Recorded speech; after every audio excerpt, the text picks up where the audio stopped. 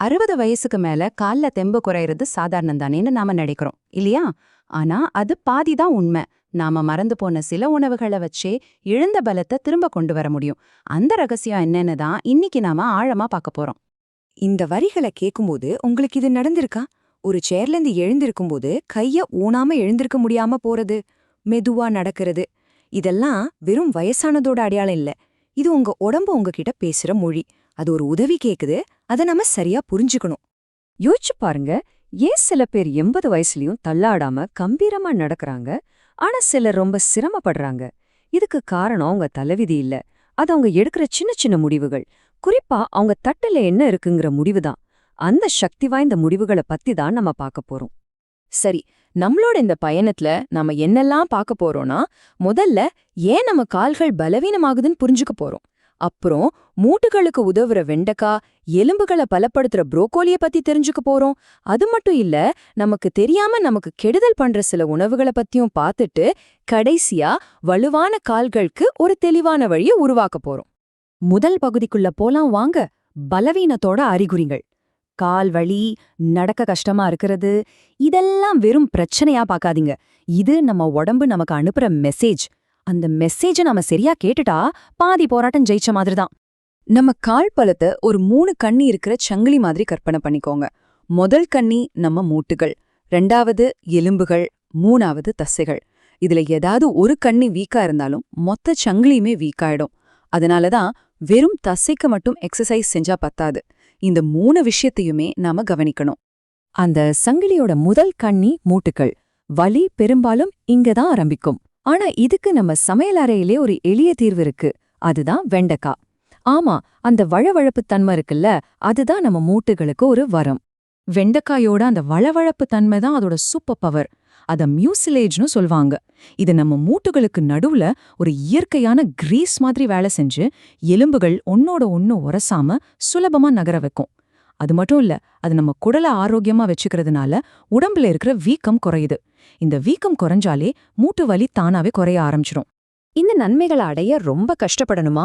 இல்லவே இல்ல. இதோ ஒரு சிம்பிளான ரெசிபி. வெங்காயம், பூண்டு, தக்காளியோட வெண்டைக்காயை சேர்த்து செய்ற இந்த மசியல் டேஸ்டும் சூப்பரா இருக்கும், ஆரோக்கியமும் கிடைக்கும். வாரத்துக்கு ஒரு 2 தடவை சாப்பாட்டுல சேர்த்துக்கிட்டாலே போதும், உங்க மூட்டுகள்ல ஒரு நல்ல மாற்றத்தை நீங்களே உணர்வீங்க. ஓகே, மூட்டுகளுக்கு வெண்டைக்காய். அடுத்து சங்கிலியோட 2வது கண்ணி நம்ம எலும்புகள். இங்க நம்ம ஹீரோ யாருன்னா புரோக்கோலி.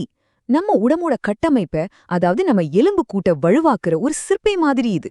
பாருங்க, புரோக்கோலி ஒரு சூப்பர் டீம் மாதிரி. இதுல கால்சியம் இருக்கு, ஆனா அது மட்டும் பத்தாது. வைட்டமின் கே ஒரு டிராஃபிக் போலீஸ் மாதிரி அந்த கால்சியமை கூப்பிட்டு நீ நேரா எலும்புக்கு போ அப்படின்னு வழிகாட்டும். மெக்னீஷியம் என்ன பண்ணும்னா எலும்பு உடையாம அதுக்கு ஒரு ஃப்ளெக்சிபிலிட்டியை கொடுக்கும். நாம புரிஞ்சுக்க வேண்டியது என்னன்னா, கல்லு மாதிரி இருக்கிற எலும்பை விட லேசா வளைஞ்சு கொடுக்கற எலும்பு தான் ஆரோக்கியமானது. புரோக்கோலிய சமைக்கிறதும் ரொம்ப ஈஸி. ரொம்ப நேரம் வேக வைக்காம ஆவியில வேக வைக்கும்போது தான் அதோட சத்தெல்லாம் அப்படியே இருக்கும். அது மேல லேசா பூண்டு, ஆலிவ் ஆயில், எலுமிச்சைச்சாறு விட்டா போதும், சுவையும் அபாரமா இருக்கும், ஆரோக்கியமும் முழுசா கிடைக்கும். சரி, எதெல்லாம் சேர்க்கணும்னு பார்த்துட்டோம். இப்போ கதையில ஒரு சின்ன ட்விஸ்ட். நம்ம நல்லது ஆரோக்கியம்னு நினைச்சு சாப்பிடுற சில உணவுகள் எப்படி நமக்கே தெரியாம நம்ம கால் பலத்தை குறைக்குதுன்னு பார்க்கலாமா?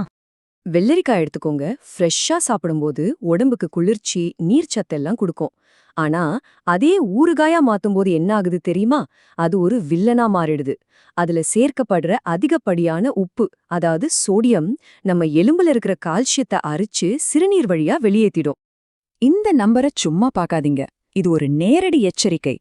நாம சுவைக்காக சாப்பிடுற ஒவ்வொரு ஊறுகாய் துண்டும், ஒவ்வொரு சிப்ஸ் பாக்கெட்டும் நம்ம எலும்புகள்ல இருந்து கால்சியத்தை திருடிட்டு இருக்கு. ஒரு நிமிஷ சுவைக்காக பல வருஷ ஆரோக்கியத்தை நம்ம பணயம் வைக்கிறோம். இது ரொம்ப முக்கியமான விஷயம். அடுத்த வில்லன் சோளம். இதுல ஃபைட்டிக் அமிலம்னு ஒரு பொருள் இருக்கு. இது ஒரு சத்து திருடன்னு சொல்லலாம். நம்ம எவ்வளோதான் நல்ல உணவா சாப்பிட்டாலும் இந்த அமிலம் உள்ள போய் அதுல இருக்கிற கால்சியம், மெக்னீஷியம் மாதிரி முக்கியமான சத்துக்களை நம்ம உடம்பு எடுக்க விடாம தடுத்துடும். அது மட்டும் இல்லாம சோளை எண்ணெயில இருக்கிற சில கொழுப்புகள் உடம்புல வீக்கத்தை உண்டாக்கி எலும்புகளை இன்னும் பலவீனமாக்கும். இவ்ளோ நேரம் பிரச்சனைகளை பத்தி பேசிட்டோம் இல்லையா? ஆனா பயப்பட வேண்டாம். இதிலிருந்து வெளியே வர்றதுக்கான வழி ரொம்ப ரொம்ப சிம்பிள். நாம தினமும் எடுக்கிற சின்ன சின்ன முடிவுகள் தான் பெரிய மாற்றத்தை உருவாக்கும். இதோ பாருங்க, நாம பேசின மொத்த விஷயத்தோட சுருக்கம் இந்த ஒரு டேபிள்ல இருக்கு. எதை சேர்க்கணும்? மூட்டுகளுக்கு வெண்டைக்காய், எலும்புகளுக்கு ப்ரோக்கோலி. எதை குறைக்கணும்? அதிக உப்பு இருக்கிற ஊறுகாய், சோளம் சம்பந்தப்பட்ட பொருட்கள். பாத்தீங்களா, இது எவ்வளவு எளிமையான மாற்றம். ஆனா இதோட பலன் ரொம்ப ரொம்ப பெருசு. கடைசியா ஒண்ணே ஞாபகம் வச்சுக்கோங்க, உங்க பலம் ஒரே நாள்ல குறையல. அதே மாதிரி அது திரும்ப கொண்டு வரவும் ஒரே நாள் ஆகாது.